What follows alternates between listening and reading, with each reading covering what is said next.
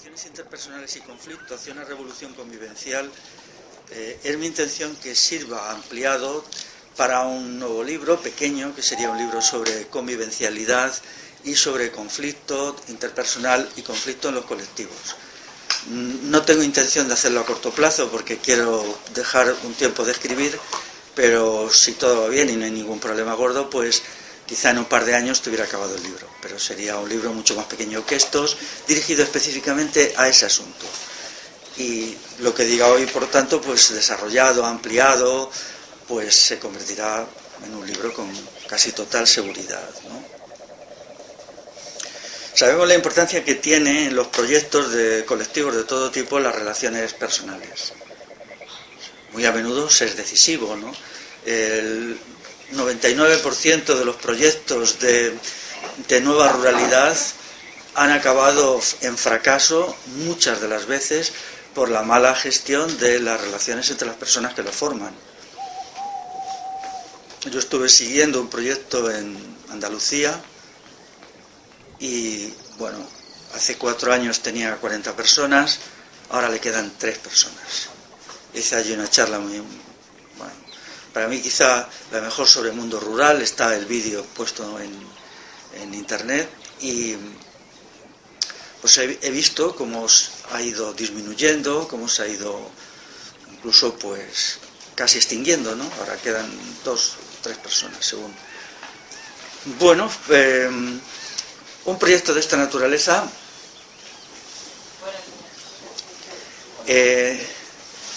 necesita más que una buena gestión de la convivencia, eso está claro, ¿eh? Una definición de metas es fundamental, o sea, para qué se hace el proyecto, qué se pretende con él, todo eso tiene que quedar claro. Pero hoy solo voy a intentar tratar lo relacional. Lo relacional para mí es un fin. Una buena relación con los demás es un fin en sí mismo, pero al mismo tiempo es un medio.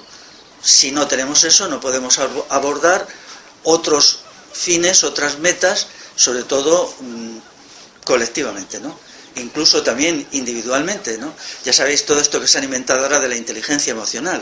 La inteligencia emocional, que tiene una parte de verdad, aunque es un invento yanqui como tantos, lo que te viene a decir es que no vale una inteligencia fría, lógica, que reflexione sobre la realidad y te marque metas, sino que hace falta también una inteligencia que tenga en cuenta la parte emocional relacional con los demás. Entonces esa inteligencia emocional es verdad que a efectos prácticos de la vida es más importante que la pura reflexión cartesiana, que a veces te puede permitir entender cómo es el mundo y qué tienes que hacer, pero no te dice todos estos elementos que son puramente emocionales, intuitivos, de cómo tratar a los demás, cómo reaccionar en una situación dada, en qué momento hablar, en qué momento callarte. Todo eso es lo que la inteligencia emocional trata.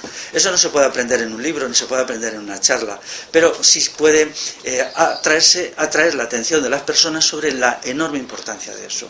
Entonces, una vez que el individuo es consciente de lo importante que es, pues ya con su propia inteligencia y su propia intuición va desarrollando procedimientos para hacerlo real en cada situación, ¿no? Lo que está claro es que la sociedad actual no es una sociedad convivencial, es una sociedad hobbesiana, de Hobbes, el teórico del siglo XVII, que define la forma natural de existir los seres humanos como la guerra de todos contra todos. Thomas Hobbes dice, bien, la forma natural de existir los seres humanos es la guerra de todos contra todos. Y luego pronuncia la frase famosa aquella de el hombre es un lobo para el hombre. Esto en realidad es una apología del Estado que estaba construyéndose en Inglaterra.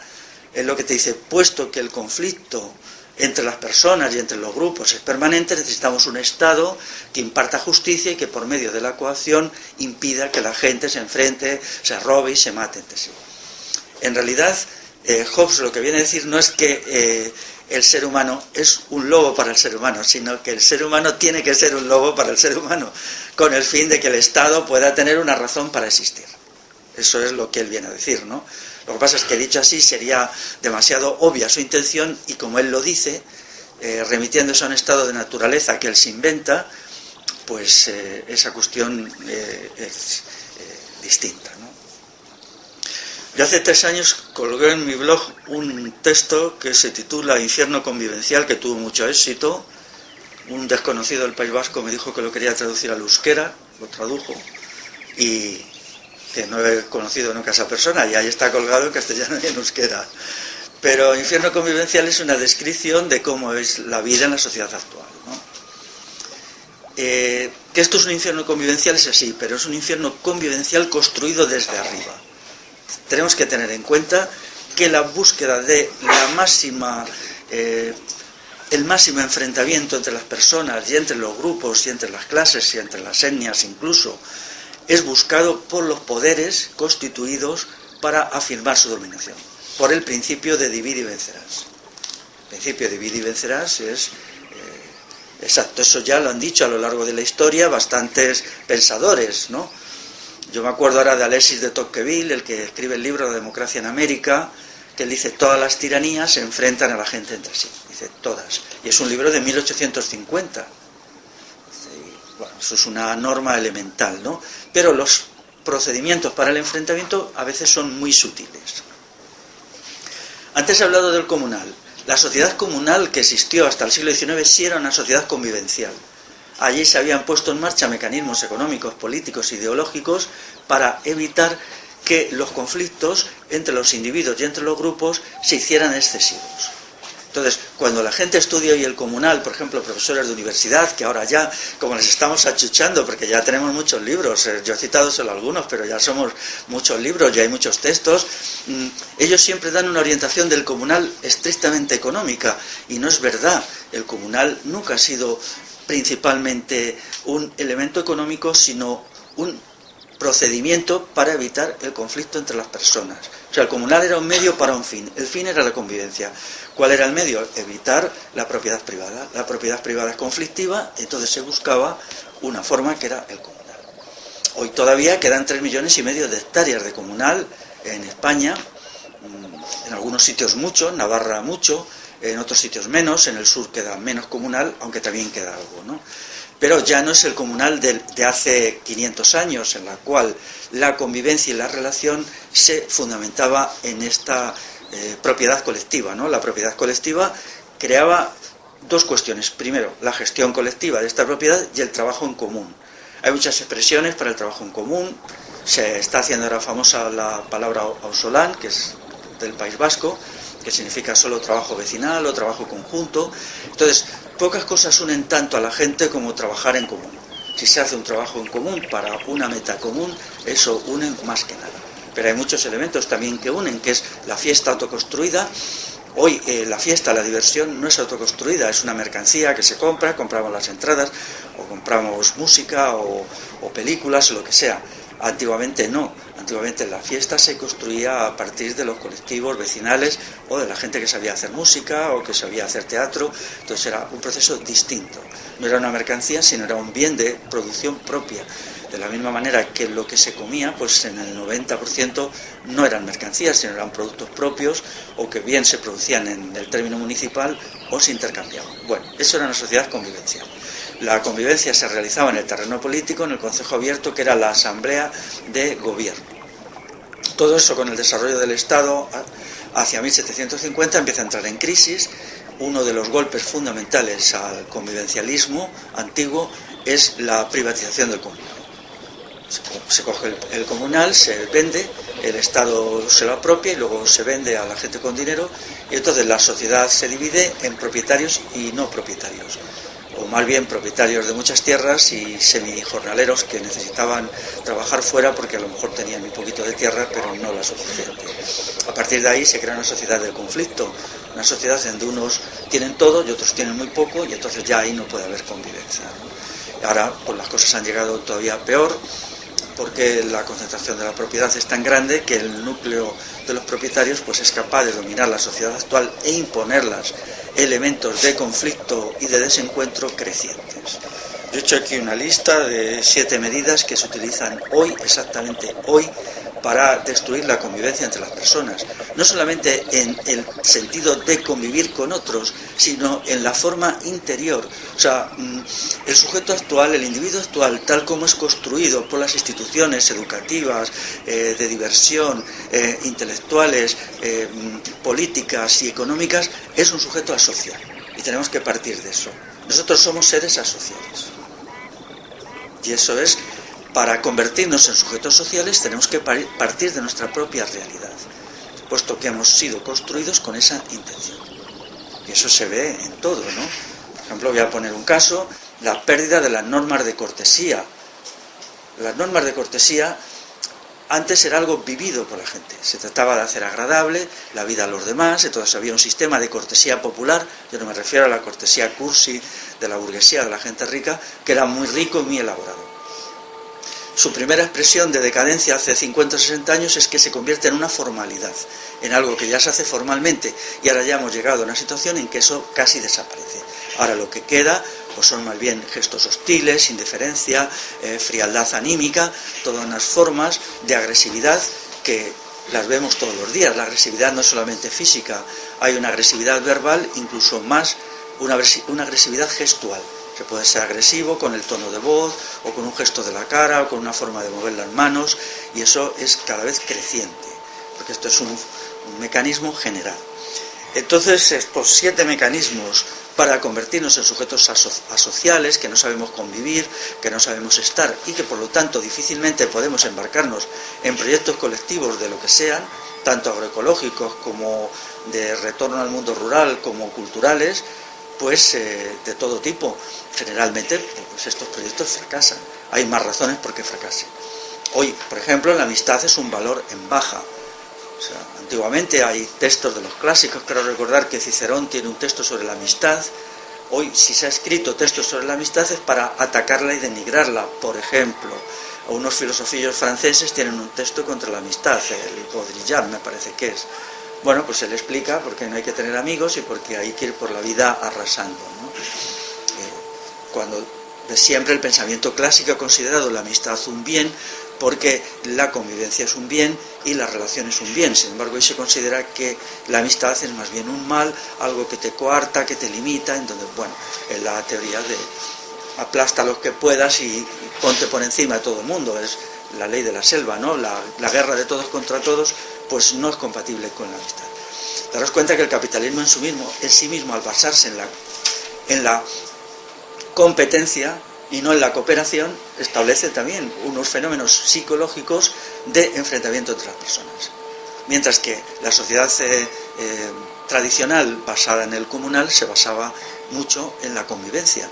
Como fuera el trabajo comunal y como fuera la vida en el pueblo, era decisivo para tu propia supervivencia. Si les iba bien a tus vecinos, como había sistemas de ayuda mutua muy elaborados, te iba bien a ti, mientras que ahora más bien esperas que le vaya bien a tus vecinos para que se arruinen y comprarles tú las tierras y comprarte una cosechadora todavía más grande, ¿no? Eso realmente es el mecanismo que hoy funciona. Antiguamente no, porque había procesos muy elaborados que impedían la concentración de la propiedad. Los concejos tenían unas normativas muy cuidadosas hasta la revolución liberal que impedían incluso legalmente, a partir de su propia legislación, la concentración de la propiedad. Por lo tanto, no había interés en que el vecino se arruinara, sino más bien en la cooperación. La cooperación interpersonal era el sistema. Bueno, por lo tanto, me salto, si alguien quiere luego me lo pregunta y se lo cuento, los 7 procedimientos con los cuales se consigue crear el sujeto. Si no queréis llamarle asocial, vamos a llamarle simplemente poco apto para la convivencia, ¿no? Usando un eufemismo, ¿no? Hay también un procedimiento muy fácil, que es el mismo trabajo asalariado. El trabajo asalariado, vamos a entenderlo bien, se basa en cumplir órdenes. O sea, hay jefes que dan órdenes a través de una cadena de mando. Entonces, en esas condiciones, el individuo no se acostumbra a convivir con sus iguales y tomar decisiones sobre el trabajo. Está acostumbrado solo a obedecer órdenes. Entonces, esa obediencia de órdenes se hace siempre a regañadientes, naturalmente, pensando que el tío me está dando órdenes, o ya hay muchas mujeres jefas también, o esta tía y tal. Entonces, no se crea esa sensación, esa mentalidad de cuando se trabajaba con un ideal colectivo y el trabajo no era asalariado, y luego, por ejemplo, lo que salía de ese trabajo, si era cosecha, se repartía entre los vecinos. Eso ha existido hasta hace muy poco. Hasta hace 100 años había en Asturias todavía aldeas completamente convivenciales en la que se tenía la tierra en común y se trabajaba todo en común y el conjunto de las cosechas se repartía. Había diversos procedimientos de reparto a veces se hacía a través del trabajo aportado, era común, y otras veces una combinación del trabajo y las necesidades. Por una parte se decía cuánto trabajo se ha aportado y cuánta familia tienes o cuántos sois, y entonces se buscaba un equilibrio y se aportaba así, ¿no? El famoso libro de Costumbres Comunales en Aliste de Santiago Méndez Plazas del año 1900 y explica en esta comarca de Zamora cómo se hacía. Allí el sistema era por el trabajo, pero se hacía la cosecha de centeno en común y según el trabajo aportado, pues así recibías, pero eran unas normas muy lasas porque todo se hacía en común, ¿no? Luego también había trabajos particulares, trabajos de la familia, incluso trabajos del individuo, pero a él lo que más la atención le llamó es esto. Bueno, de aquí surge una personalidad distinta. Lo primero que vemos del sujeto convivencial hoy es que es un sujeto neurótico. ¿Por qué? Porque la necesidad de afecto es una necesidad natural innata. El ser humano necesita afecto igual que necesita alimentos. Eso es un hecho que forma parte de la condición humana. Entonces, cuando el sistema económico, social, político actual impide que ese sistema afectivo pueda desarrollarse, porque todo va en contra de eso, porque lo que hay es como un estar constantemente golpeando y machacando, lo que se produce es la explosión de la neurosis, de los estados de angustia y de las formas patológicas de vida anímica. El que la depresión esté en un 20-25% de la población, que afecte principalmente a las mujeres, una parte muy importante de las mujeres están medicadas por sistemas, por pastillas antidepresivas, está relacionado con esto, ¿no? Entonces, claro, por eso la única solución tiene que ser una revolución convivencial, crear un orden económico, político, social que permita que la relación de las personas sea de una manera natural y no sea tan artificial, tan basada en valores de mando, obediencia, piso a los que tengo debajo, me humillo de los que tengo encima, todas esas cuestiones que forman los sistemas jerarquizados construidos a partir de los estados. Entonces, estos sistemas generan mucha neurosis y mucha insatisfacción anímica. Lo que podemos hacer frente a esto no es mucho, Sería absurdo pensar que si hemos sido construidos como sujetos no sociales y vivimos en una sociedad con un déficit de sociabilidad, de repente nosotros, quien sea, vosotros, yo, este o el otro, podemos convertirnos en ángeles celestiales de la sociabilidad. Pues no, eso no puede ser. Lo que podemos ser es conscientes del problema y evitar las formas más extremas que más, digamos, nos bloqueen en nuestros proyectos colectivos, cada cual el suyo. Pero más allá de un punto no podemos ir. De la misma manera que bajo el capitalismo, los sistemas cooperativistas y tal, que intentan superar el capitalismo, pues en general no superan nunca un límite, porque está la legislación, porque hay un modo de producción dominante, etc. Pues igual pasa con esto. Por lo tanto, yo no me considero portador de ningún proyecto fantástico, que hay gente que por ahí sí, que te venden libros y cursos para recuperar el amor y todo esto y la relación entre las personas. No, yo creo que eso no es posible. Lo que sí es posible con realismo es ser conscientes del problema y dar algunos pasos en el sentido de hacernos un poquito más sociales. Pero esto hay que verlo también con un cierto escepticismo, ¿no? Yo he visto muchos proyectos, incluido el de la casa, que lo llevo viendo desde casi que se creó en el 2002, he visto muchísimos más. He tomado nota de muchos de ellos, pues he hablado con la gente y pues luego cuando estoy solo pues cojo un folio y tomo notas y tengo muchas hojas anotadas, igual que tengo esto, ¿no? Y bueno, pues no, bueno. Yo voy a explicar mi propuesta en 20 puntos. El primero de todos es admitirnos con realismo como lo que somos, como sujetos no sociales. Pero al mismo tiempo admitir en nosotros una voluntad de superar ese problema. Entonces ya hay una contradicción. O sea, tenemos una voluntad y todavía nos quedan ciertos elementos de sociabilidad y de convivencialidad. Entonces ahí ya establecemos el primer elemento conflictivo. Vemos el lado negativo, pero también vemos el lado positivo. Estamos ya sobre el problema, aunque por el momento no podamos resolverlo.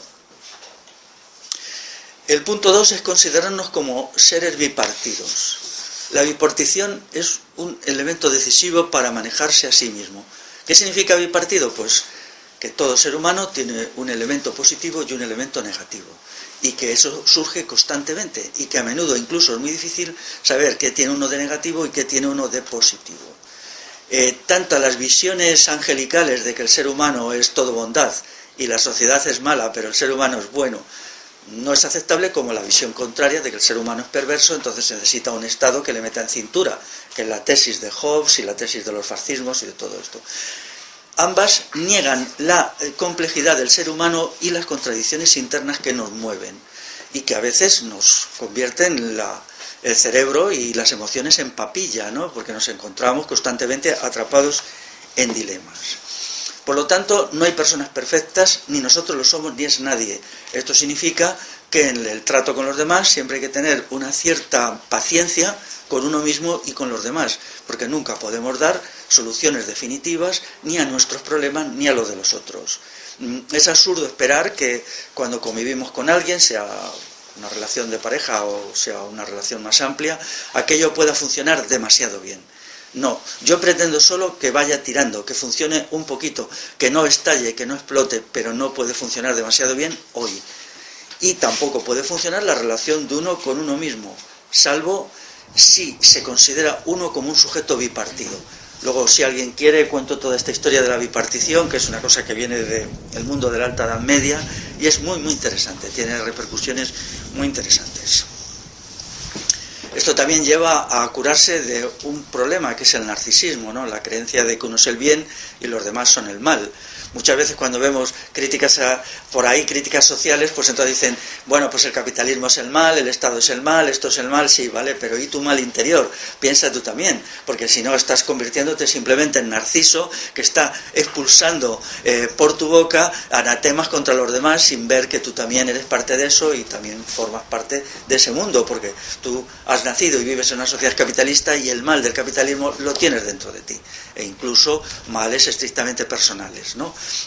Esta idea de la bipartición del yo es interesante porque también nos permite vernos con más modestia, tener más capacidad para corregir los errores, aprender más de los demás, no encasquillarnos en ningún estadio personal, saber siempre que todo momento del individuo es el resultado de la conflictividad interior entre lo positivo y lo negativo del yo. Entonces, pues de ahí se pasa a otro momento y si no tienes cuidado, los elementos negativos de tu propio yo te ahogan, se te disparan y te comen. Entonces tienes que estar siempre en una lucha permanente de autoconstrucción. Bueno, a ver, que no me pierda. El tercer punto sería, para mí la idea de transformación de la sociedad, que yo empleo el término revolución integral, tiene que entenderse como una emergencia de los elementos positivos de toda la sociedad y de todo el individuo. Esto es muy importante porque nos lleva directamente a buscar lo positivo existente.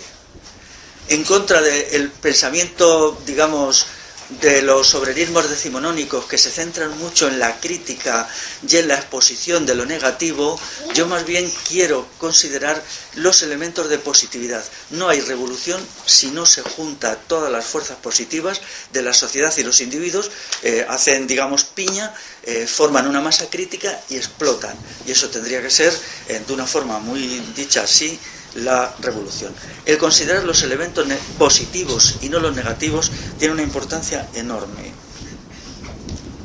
Esto en el punto 4 lleva a considerar que en el trato con los demás y también con uno mismo hay que considerar que los elementos negativos y las cuestiones que consideramos malas se tratan mejor reforzando lo positivo que insistiendo en lo negativo.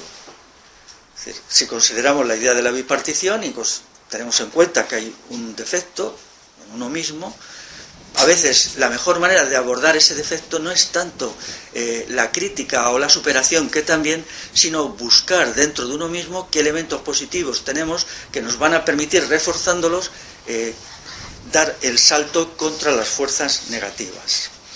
Esto hace que veamos el mundo de otra manera. A mí me ha ayudado mucho la idea de revolución integral, no la he inventado yo la oí hace 2 años, y entonces eso me cambió toda mi idea del mundo, porque me apeó de esta noción del pensamiento crítico, de la intelectualidad crítica, que se pasa en el día criticando todo, machacando a todo y golpeando a todo. Así no se puede avanzar, porque siempre eso te lleva a un montón de conflictos con los demás, porque claro, al principio criticas a la burguesía, pero luego acabas criticando a los que tienes al lado y siempre estás perdido en un batiburrillo de críticas que es destructivo, ¿no? Yo me alegro de haber salido de ahí, aunque nunca he sido muy dado a eso, pero un poquito sí. Luego, el punto quinto es que hay que considerar que uno tiene que adherirse a alguna cosmovisión a priori. El ser humano tiene necesidad de afecto y de amor y de amistad, pero también es psicológicamente muy satisfactorio el odio, la violencia y el enfrentamiento. Y esto no lo podemos negar. Cuando se estudia en la historia los elementos de violencia y de enfrentamiento y se ve, te das cuenta que hay una gran satisfacción psíquica en ejercerlo a veces. Observas, gente que verdaderamente disfruta teniendo poder sobre los demás. El poder en sí mismo es una forma de violencia, es un violentar el poder económico, el poder político, el poder militar, el poder policial, ¿no? Y se encuentra una gran satisfacción. Esto, la conclusión que yo saco de aquí es que, una vez más, no podemos hacernos demasiadas ilusiones, porque el ser humano tiene tendencias muy fuertes a la violencia y al enfrentamiento, y que están ahí. Podemos controlarlas en cierta medida, pero no podemos eliminarlas del todo, y tampoco es bueno eliminarlas del todo, porque en determinadas condiciones esos elementos de tensión o de recurso o a procedimientos fuertes pueden ser útiles en situaciones extremas. Por lo tanto, tenemos que buscar a qué cosmovisión previamente nos adherimos, ¿no? Nos queremos adherir a una cosmovisión del enfrentamiento, de la fuerza, o una cosmovisión simplemente de yo me baso en mí mismo, no necesito ningún colectivo. Esta es muy potente. Yo he observado a muchas personas que viven a partir de su propio esfuerzo personal, no necesitan colectivos, no necesitan a nadie prácticamente, y tienen grandes logros, y suelen ser generalmente personas muy equilibradas psíquicamente. Pero yo, en principio, me adhiero a la cosmovisión de la convivencia y el afecto y el amor. Es una decisión que no tiene un buen fundamento reflexivo. Lo hago porque sí, en gran medida porque sí. Y entonces cada cual tiene que buscar a qué elementos básicos se adhiere. Porque una vez que te has adherido a él, esto te ordena la vida de una manera o de otra. En sexto lugar, hay que decir que el conflicto es inevitable. El conflicto en el interior de uno mismo, el ser humano siempre tiene periodos de estabilidad y periodos de conflicto, y eso es así siempre. Cuando llega el momento de conflicto hay que saber que uno está removido por dentro, que está lleno de tensiones, y aceptarlo como una etapa más de la vida. Y no angustiarse ni agobiarse porque es así, ¿no? Hay que tener en cuenta que el conflicto sirve para algo positivo, que es para dar el salto a una nueva forma de ser y de existir. Entonces, cuando el conflicto aparece en lo colectivo, también hay que aceptar que tiene un elemento positivo. No hay que ahogarlo, no hay que negarlo. Puesto que la realidad, toda realidad es contradictoria, se desarrolla por luchas y por saltos. Hay una lucha entre dos posiciones o más y luego se da un salto. Pero eso no quiere decir que todas las luchas y todos los conflictos sirvan de algo. La mayoría de ellos no sirven para nada. Solo sirven para que la gente se machaque y se destruya. Pero unos pocos conflictos sí sirven. Entonces, hay que tener la inteligencia y la capacidad analítica para saber, cuando estamos delante de un conflicto, sea en un grupo o bien sea con uno mismo, cuando ese conflicto es positivo, cuando puede llevar a resolver problemas reales, o cuando es solo un desahogo de destructividad, negatividad, odio o lo que sea, ¿no? En estos casos hay que cortarlos. Pero hay a veces tendencias en cierto tipo de psicología muy fuertes a negar que el individuo se desarrolla a través de conflictos. Esto se hace sobre todo con la cosmovisión de la felicidad. La cosmovisión de la felicidad es muy negativa. Yo estoy muy en contra, y en uno de mis libros tengo escrito un texto, porque si nos agarramos a la cosmovisión de la felicidad no nos desarrollamos bien, porque cuando llega el conflicto no sabemos aprovecharlo para dar un salto adelante, y ese salto adelante se tiene que hacer a través del sufrimiento. El ser humano tiene un lote de sufrimiento desde que nace adjudicado, y no hay ninguna manera de superar eso. Lo que hay que evitar es el sufrimiento excesivo, el sufrimiento inútil o sin sentido, pero hay un sufrimiento con sentido, un sufrimiento útil, que es bueno para el desarrollo de la persona. Y también en la vida emocional de todo tipo, convivencial o simplemente anímica, con los demás, pues hay momentos de tensión que son buenos para hacer que se consolide una relación o lo que sea, ¿no? Entonces, esto significa que no debemos huir del conflicto porque sí. Hace poco leí un libro de un filósofo argentino que se llama Elogio del conflicto, que está escrito en términos filosóficos, a partir sobre todo de las tesis de Heráclito y un poco de las de Hegel, la idea de la contradicción, de la lucha de los contrarios, y me gustó bastante. Pero, de nuevo, este libro tiene un defecto, que es que olvida que el conflicto tiene que existir junto con el afecto y que forman un par dialéctico y que la condición humana tiene que saber tratar el uno y el otro paralelamente. Entonces él exagera el conflicto como otra gente exagera la felicidad, ¿no? Entonces lo que tendríamos que buscar es juntar a todos estos filósofos y decir, venga, tenéis que buscar una síntesis que tenga en cuenta los diversos elementos del ser humano, ¿no? Y no solamente porque, claro, el conflicto por el conflicto no puede ser. Hay conflictos que son completamente negativos, ¿no? Muchísimos de ellos, incluso la mayoría, pero unos pocos son muy positivos, ¿no? El punto séptimo es que si el conflicto es positivo hay que abordarlo sin rencor, sin odio, pero con inteligencia, reflexionando sobre cuáles son las causas de los enfrentamientos, qué es lo que está sucediendo y intentar averiguar. Por lo tanto, no todo es lo convivencial. Lo convivencial tiene que basarse en un proyecto en lo que se esté, en un proyecto razonable, que esté basado en una buena apreciación de la realidad, de las condiciones, para que eso no sea fuente de conflictos excesivos, porque aunque haya una convivencialidad muy potente, si ese proyecto no es realista, no está basado en un análisis serio de la realidad y en unos presupuestos razonables, pues aquello será un caos y no funcionará, ¿no? El punto 8, lo digo con toda claridad, lo grupal no puede ser la tumba de lo personal. Un error que se comete en los proyectos colectivos es que solo se concibe lo colectivo. Aquí hay un fallo de la dialéctica. La dialéctica es siempre la unión de los contrarios. Lo colectivo y lo individual efectivamente son contrarios, ¿no? Pero al mismo tiempo están unidos. Y cuando no se considera la importancia decisiva del individuo y lo individual, lo grupal no puede funcionar y viceversa. Entonces, en vez de oponer constantemente esto a lo colectivo y entonces no es bueno que lo individual emerja, esto tiene que desaparecer. Cada persona dentro de sí tiene que tener un proyecto para su vida social, para su vida colectiva de todo tipo, anímica, erótica, económica, de nueva ruralidad, agroecológica y lo que sea, pero también tiene que tener un proyecto personal propio y ese proyecto lo tiene que hacer él o ella por sí mismo. Para mí esto es fundamental. Yo llevo reflexionando muchos años sobre el declive de proyectos colectivos y he llegado a la conclusión que el debilitamiento de la función del sujeto es una de las cosas principales de declive. Y esto está muy en relación con la sociedad actual. La sociedad actual es de los seres nada. ¿Qué significa los seres nada? Pues significa eso. O sea, se ha nadificado al sujeto hasta tal punto que se le educa, entre comillas, para nadificarle. Entonces, si estudias al individuo promedio actual, te das cuenta que se caracteriza por lo que no es. O sea, no por lo que es.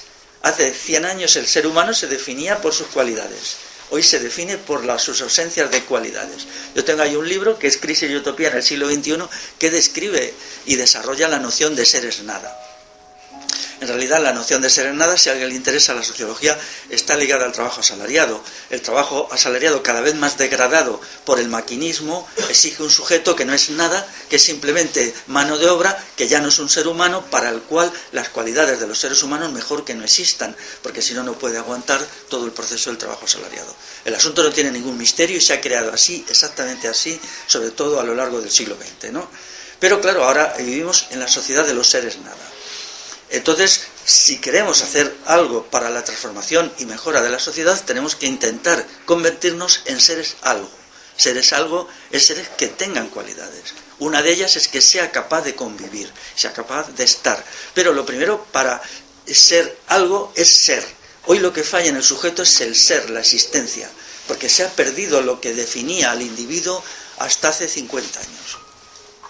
Antes el individuo se definía por unas cualidades. Por ejemplo, voy a decir una elemental, el lenguaje. Hoy el lenguaje está en plena desintegración. El lenguaje se ha convertido en una actividad funcional que no recoge prácticamente nada o muy poco de lo que era antes la riqueza del lenguaje, expresiva, emotiva. Eso está en desintegración. Entonces el sujeto actual no sabe expresarse, no sabe estar en grupo, no sabe cuántas cosas no sabe hacer una casa. Recuerdo una vez en una charla en Burgos, como unos chicos allí me lo decían, dice, mi abuelo sabía hacer esto. Pasamos revista lo que sabía hacer su abuelo y lo que nosotros no sabíamos hacer, ¿no? Fue una cosa muy interesante, ¿no? Entonces, necesitamos una interpretación del sujeto. ¿Qué es ser sujeto? ¿Qué es ser persona? Más allá de las aplicaciones psicologistas, que yo no digo que así las escuelas psicológicas o cosas puedan tener algo interesante, pero no dan en la clave porque son conocimientos especializados. Todo conocimiento especializado es equivocado de principio, porque el ser humano no es especializado. La vida humana es una experiencia no especializada. El ser humano, solo por existir, tiene que hacer docenas de cosas, de todo tipo. Entonces, el saber académico que es especializado no encaja bien con las necesidades del sujeto que es no especializado. Sin embargo, el saber popular, la sabiduría popular, como existía antes, hoy ha desaparecido, era una sabiduría no especializada, pero con ella se hacían grandes cosas, se vivía, que era lo más grande. Hoy hemos perdido esa sabiduría, estamos aculturados. Hay libros por ahí que te explican lo de la aculturación y, bueno, en algunas cosas tienen razón, ¿no? ¿Cómo se niega al sujeto en algunos proyectos? Por ejemplo, a través de un asamblearismo neurótico. Es decir, la idea de lo colectivo, tienes que estar siempre con gente y tal y cual, y esto, y un asamblearismo neurótico, eso es funesto. En el mundo rural tradicional del pasado, el concejo abierto, la asamblea de aldea, solo se reunía una vez al mes, y era muy breve, y para que fuera más breve se hacía siempre de pie, para que la gente no se apoltronara. La gente se reunía en la plaza del pueblo, debajo de un árbol, por ejemplo un tejo, el tejo era un árbol muy usado para eso, y había un orden del día, rápidamente se debatía, se votaba a mano alzada, venga, fuera, ya está. A veces se pasaba una copa de vino de plata, se daba un sorbo solo, era como un acto de unión en la comida para estar unidos luego en el debate y fuera, y eran vinculantes. Pero las conclusiones eran vinculantes, pero nunca se pensó en anular la creatividad e iniciativa del individuo. Cualquier proyecto colectivo que anule o dañe la iniciativa y creatividad no es bueno y no se podrá mantener mucho tiempo.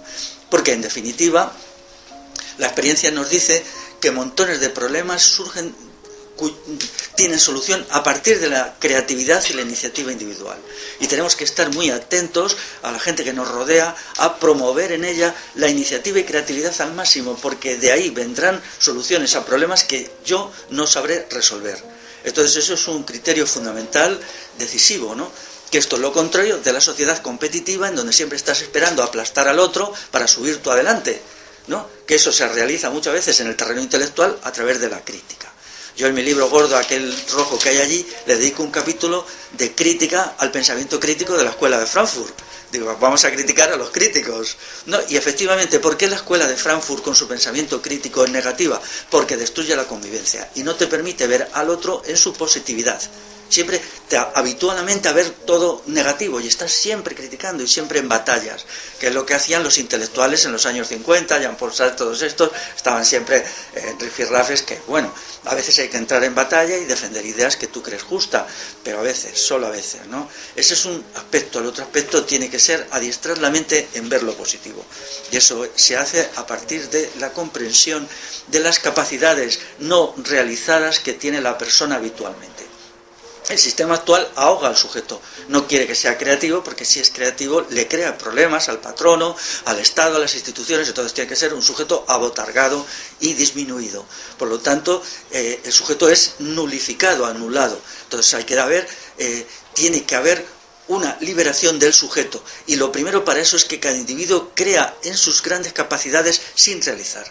Es decir, no creamos tanto en las asambleas, creamos un poquito menos y creamos más en nuestras propias capacidades. Hurguemos dentro de nosotros mismos y encontraremos grandes capacidades, grandes posibilidades que no estamos poniendo en marcha.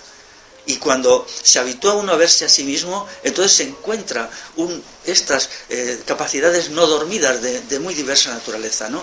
Pero no solamente en nosotros, sino en los demás. Tenemos que saber que cuando estamos conviviendo con gente o estamos simplemente con gente, esas personas tienen muchas capacidades ahí latentes que tenemos que ver cómo estimular. O si no a eso, por lo menos cuando se desarrollan espontáneamente, aplaudirlas y apoyarlas para que el individuo se sienta realizado en su creatividad.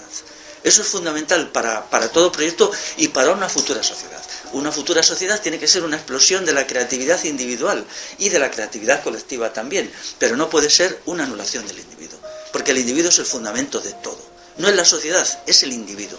Porque ¿qué es la sociedad? Sino los individuos organizados para vivir colectivamente. Pero individuos, primero tenemos que ser individuos. No primero temporalmente, porque son dos líneas paralelas que hay que hacer. Bueno.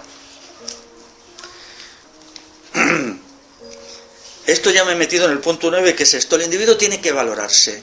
Tenemos que hacer un proyecto que puede tardar años en hacerse, pero se hará para que el individuo aprenda a autovalorarse, a valorar sus capacidades de todo tipo. Esto es muy importante y tenemos que hacerlo ya, ¿no? Pero pues, al menos no seamos negativos, sino ahoguemos las capacidades. Luego, claro, aquí tendríamos que entrar en otro debate que hoy no podemos hacer, que es libertad del sujeto, sí, pero con responsabilidad. El sujeto es libre, pero se hace responsable. Libertad con sentido ético. O sea, a la libertad le vamos poniendo adjetivos calificativos que la determinan, porque si no se convierte en una agresión, ¿no?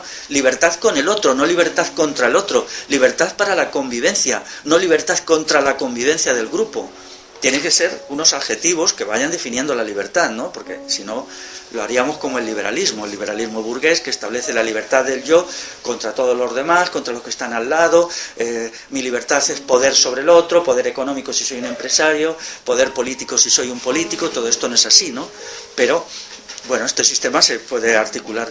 Yo recuerdo que hice una charla en Madrid, en un sitio del 15M, hace 3 años, y esta cuestión había mucha gente, había 200 personas, y salió súper bien.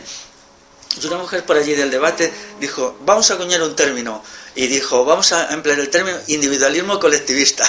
Y yo rápidamente lo anoté en un papelito y lo tengo guardado el papelito, porque me pareció muy interesante, ¿no? Y bueno, luego ya el 15M se vino abajo y bueno, ya no pudimos hacer muchas cosas más. Entonces el punto 11 es, en la observación del otro hay que procurar siempre ver sus aspectos positivos. Eso es importante. Sabiendo que existen, incluso en algún momento no están, ¿no? Pero no tenemos también que olvidar que dentro del otro y dentro de uno mismo hay tendencias latentes, fuertes a la violencia, al enfrentamiento, eso están ahí. O sea, yo a veces he podido observar cómo hay personas que disfrutan con el daño a los otros. Eso es algo aterrador, ¿no? Pero te queda asombrados, ¿no? Te asombra cómo gozan con eso. Y eso es una tendencia que puede estar latente o manifiesta en cada ser humano según las circunstancias, ¿no? Quien quiera lo puede promover eso. Es lo que te enseña el mundo burgués. Promueve esas fuerzas que tienes ahí. Conviértete en un lobo para el que tienes al lado. Pero mi criterio, mi elección, no muy razonable, pero lo que yo he elegido es esas tendencias, no ahogarlas del todo, pero controlarlas a partir de la cosmovisión del afecto. Pero puede haber otras elecciones personales, porque el ser humano es muy complejo, es un conjunto, entonces elegimos qué aspectos del ser humano queremos desarrollar en nosotros como personas. Bueno, el punto 12 ya lo he dicho antes, un proyecto colectivo necesita más de la convivencia. Muchos proyectos se han hundido porque no tenían metas claras y definidas. ¿Para qué se hacen? ¿Qué sentido tiene esto? ¿Qué contribuye al cambio en la sociedad? Es decir, el proyecto estaba mal estructurado de entrada y aunque la convivencia fuera muy buena, el proyecto se fue apagando hasta que se cerró, ¿no? Tiene que estar dentro de una estrategia global y estar bien pensado y bien diseñado, ¿no? Por ejemplo, muchos proyectos de estos tienen un gran problema en el localismo. Los proyectos de tipo neorrural tienden mucho a definirse por su éxito como proyecto. Eso no puede ser, ¿no? Porque en definitiva, detrás de esos proyectos, ¿qué estamos haciendo? Estamos negando la ciudad. La idea que se tiene, la sociedad urbana, es negada por una nueva sociedad que tiene que ser no urbana. Dejémoslo en su negatividad, ¿no? Pero claro, lo no urbano, ¿qué es en realidad? Tiene que ser una sociedad de valores que suponga los disvalores de la sociedad urbana. Por ejemplo, a la soledad de la ciudad hay que oponer una convivencia de la aldea, por usar el antinomia ciudad-aldea. Entonces, estas cuestiones son bastante complicadas, ni mucho menos están resueltas, pero bueno, yo soy optimista y creo que la podremos resolver en los próximos años. Por tanto, la convivencia solo es parte, no es todo. Se necesitan más factores, ¿no? La complejidad del ser humano lo indica, ¿no? Indica que no basta con una cosita solo. Antes ya lo he dicho, el punto 13, el individuo es decisivo, necesitamos una noción nueva de sujeto. Es curioso que por primera vez en la historia de la humanidad, la sociedad actual, moderna del siglo XXI, no tiene una noción de sujeto. Siempre la han tenido todas las sociedades. ¿Cómo ser persona? ¿Qué es ser sujeto? A veces con respuestas muy distintas, ¿no? Para los griegos el ser sujeto era ser sabio, Para Aristóteles la sabiduría era el todo, para los filósofos cínicos la fortaleza del ánimo era el todo. Había diversas respuestas, ¿no? Pero ahora mismo, ¿por qué no? Porque se ha creado una realidad nueva y aterradora, que es la idea de la salarización total. Como el trabajo asalariado no requiere seres humanos, sino solamente mano de obra, entonces la sustitución del ser humano por mano de obra, conversión del ser humano en mano de obra, ha producido un derrumbe del sujeto. Y esto se explica a partir de hechos tan curiosos como es relativamente reciente, de hace 20 años, que el 80% de los trabajadores son trabajadores por cuenta ajena. Esto no sucedía hace 50 años. Había mucho pequeño taller, el trabajo en las grandes empresas no era tan destructivo como ahora, no era tan jerarquizado, tan dependiente de las máquinas, era todavía un trabajo más humano en la cual lo individual humano podía desarrollarse. Ahora mismo no es así. Hay también algún estudio, el de Henry Braverman, Trabajo y capital monopolista, la degradación del trabajo en el siglo XX, que ese texto es decisivo. A mí lo leí hace ya 15 años, fue decisivo porque le explica la degradación del sujeto a partir del establecimiento en las grandes empresas de formas cada vez más degradatorias de hacer el trabajo. Es un texto ya de hace 50 años, pero para mí no ha sido superado, ¿no? Entonces, el punto 14 sería: el colectivismo no puede ser gregarismo. Aunque me repita un poco, tiene que ser distinto. La diferencia entre colectivismo y gregarismo es que el colectivismo considera al sujeto como sujeto. ¿De qué manera el sujeto tiene que hacerse?